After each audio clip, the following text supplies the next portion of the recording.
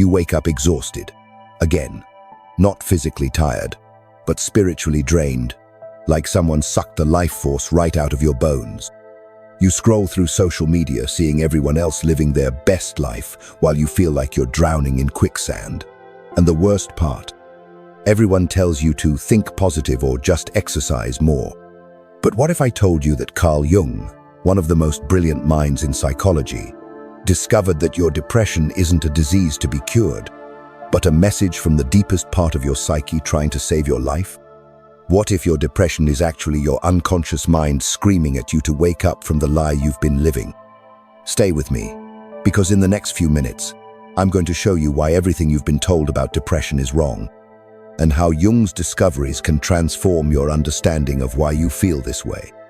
Let's start with the brutal facts. Depression rates have skyrocketed over the past 50 years. We live in the most prosperous, connected, medically advanced era in human history. Yet more people than ever feel hopeless, empty, and disconnected. Why? Carl Jung saw this coming a century ago. He warned that as we became more civilized, we would become more disconnected from our authentic selves. He called it the general neurosis of our time. Think about it. You wake up, check your phone immediately, consume other people's thoughts and opinions before you've even had your own. You commute to a job that probably doesn't align with your deepest values. You interact with people through screens more than face-to-face. You consume entertainment that numbs your mind rather than challenges it. Jung would say you're living what he called a provisional life, constantly waiting for your real life to begin, always preparing, never arriving, always becoming, never being. And your psyche? It's rebelling. That's what depression really is. A rebellion of your authentic self against the inauthentic life you're living. But here's where it gets interesting. Jung discovered something that will blow your mind. He found that we all have what he called a shadow, the parts of ourselves we've rejected, denied, or hidden away because they don't fit with how we want to be seen. Your shadow contains your anger, your selfishness, your sexual desires, your ambition, your darkness, all the things you were told were bad or inappropriate as you grew up. But here's the kicker. Your shadow also contains tremendous power, creativity, and life force. When you repress these parts of yourself, you don't just lose the negative aspects. You lose the energy, the passion, the authentic power that comes with them. Modern society has created shadow epidemics. We're told to be nice, agreeable, non-confrontational. Men especially are told to suppress their aggressive instincts, their competitive nature, their primal drives. But Jung understood that what you resist persists, and what you repress gets expressed in distorted ways. Your depression might be your shadow's way of saying, "I'm tired of being ignored. I'm tired of you pretending to be someone you're not. I'm going to make you so miserable in this fake life that you'll have no choice but to confront who you really are." Think about when you feel most depressed. Is it when you're people-pleasing? When you're in environments where you can't express your true thoughts? When you're suppressing your anger or your desires? Your psyche is literally depressing your life force to force you to pay attention. Jung identified another crucial piece of the depression puzzle, the persona. This is the mask you wear to fit into society, to be accepted, to avoid conflict. Your persona is necessary. We all need social masks to function. But the problem comes when you start identifying completely with your persona, when you forget that it's just a mask and start believing that the mask is who you really are. How many of you wake up feeling like you're living someone else's life, like you're playing a character that doesn't fit? That's the persona suffocating your authentic self. Jung said, "The privilege of a lifetime is being who you are." But most people never discover who they really are, because they're too busy being who they think they should be. Your depression might be your psyche's way of rejecting a life that's too small for your soul. Think about the areas of your life where you feel most depressed. Is it in relationships where you can't be yourself? Is it in work that doesn't challenge or fulfill you? Is it when you're around people who don't really see or appreciate the real you? Your psyche knows when you're living below your potential, and it will make you miserable until you course correct. Here's where Jung's insights get really profound. He discovered that we're all connected to what he called the collective unconscious, the deeper layers of the psyche that contain universal patterns, myths, and archetypes that have guided human meaning-making for thousands of years. Modern life has disconnected us from these deeper patterns. We no longer have meaningful rites of passage. We don't have clear roles and purposes. We don't have community connections that go beyond surface-level interactions. Jung believed that much of modern depression comes from this archetypal disconnection. We're not living mythic lives. We're living mundane, meaningless lives that don't connect us to the deeper patterns of human existence.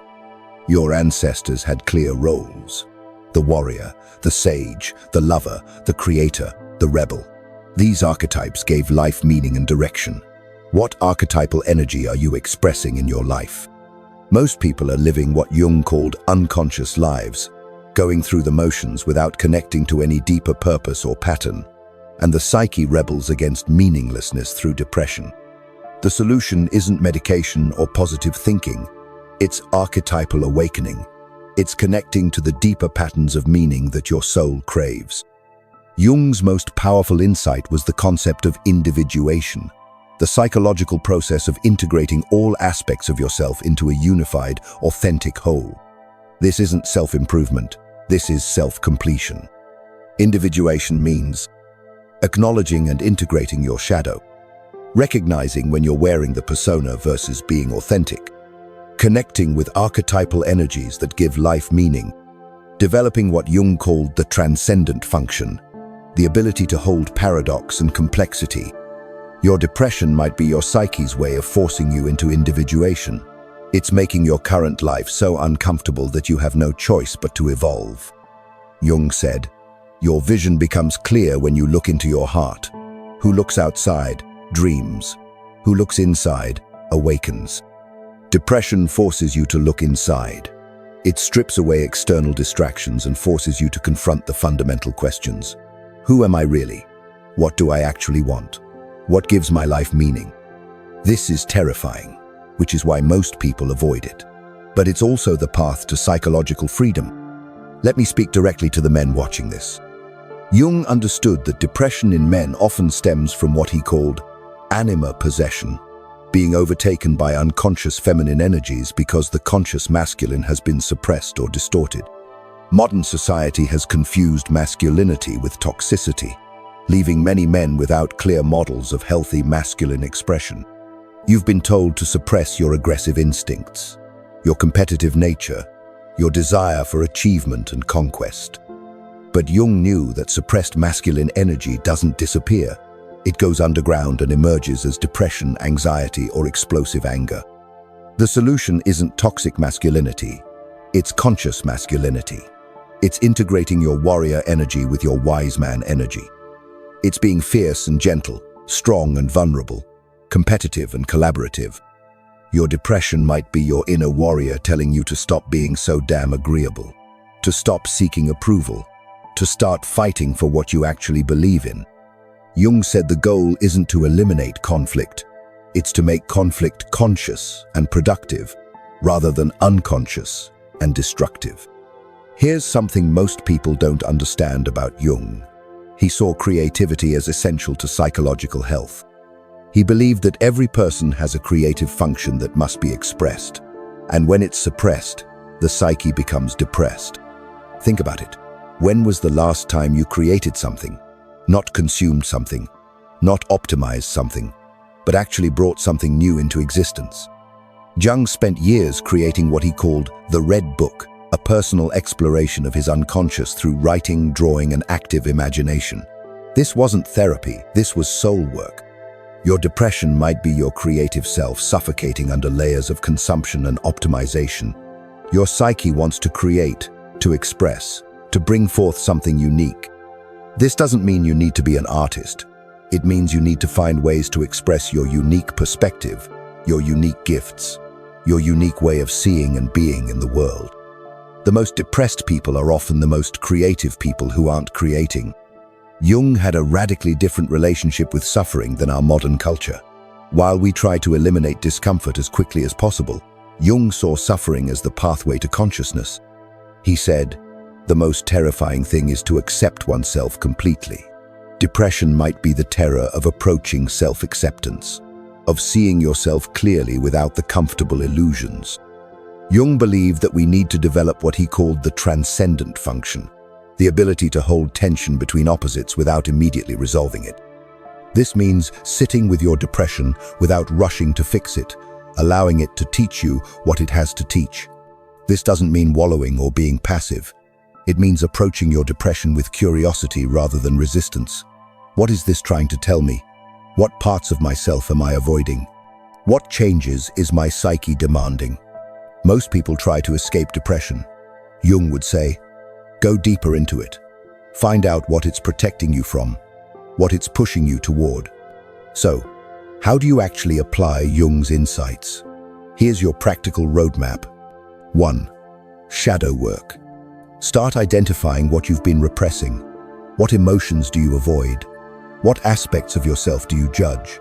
What would people be surprised to learn about you? Your shadow contains power you've been giving away. 2. Persona awareness. Notice when you're wearing masks versus being authentic. Where in your life do you feel like you're performing rather than being? What would change if you allowed yourself to be more real? 3. Active imagination. Jung used this technique to dialogue with unconscious contents. Set aside time to write, draw, or imagine conversations with your depression. What does it want?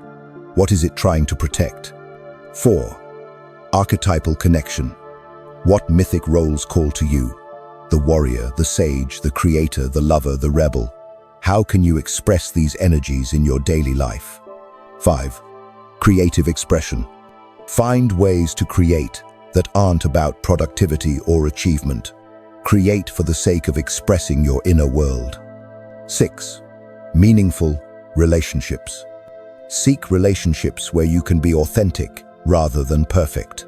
Jung believed individuation happens in relationship with others who can see and accept your totality. Here's what Jung promised, quick you said, and what thousands of his followers have discovered. When you stop running from your depression and start listening to it, when you begin the individuation process, something extraordinary happens. You don't just feel better, you become more real, more authentic, more powerful, in a grounded way. You develop what Jung called psychological sovereignty, the ability to live from your own center rather than being pulled around by external circumstances and other people's expectations. You start living what Jung called a symbolic life, a life connected to deeper meaning and purpose. Depression lifts not because you've eliminated it, but because you've integrated the wisdom it was trying to give you. The people who do this work don't just recover from depression. Not easily, they become what Jung called individuated, whole, authentic, psychologically mature human beings who can navigate life's challenges with wisdom and strength. They stop needing external validation because they've developed internal authority. They stop being victims of their emotions because they've learned to work with their psyche as an ally rather than an enemy. So here's where you stand right now. You have a choice.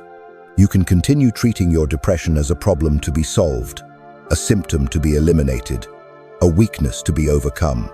You can keep seeking quick fixes, external solutions, and surface-level changes. Or you can recognize your depression for what Jung knew it to be, a call to psychological evolution, an invitation to become who you really are rather than who you think you should be. This path isn't easy. Jung called individuation the most difficult task a human being can undertake. It requires facing parts of yourself you've been avoiding. It requires giving up comfortable illusions. It requires developing the courage to live authentically in a world that rewards conformity. But it's also the only path to genuine psychological freedom. Jung said, "The most terrifying thing is to accept oneself completely. But on the other side of that terror is a kind of strength and peace that no external circumstances can take away from you." Your depression isn't your enemy. It's your psyche's way of refusing to let you live below your potential. It's time to listen. If this resonates with you, If you're ready to stop running from your depression and start learning from it, I want you to take one action right now. Comment below and tell me, what mask are you tired of wearing? What part of yourself have you been hiding that wants to be expressed? Don't just consume this content, engage with it. Jung believed transformation happens through active participation, not passive absorption. And if you want to go deeper into Jung's approach to depression and individuation, hit that subscribe button. I'm creating a whole series on Jungian psychology for men who are ready to stop being victims of their circumstances and start becoming the architects of their destiny. Your depression might be the best thing that ever happened to you, if you're brave enough to listen to what it's trying to teach you. The choice is yours.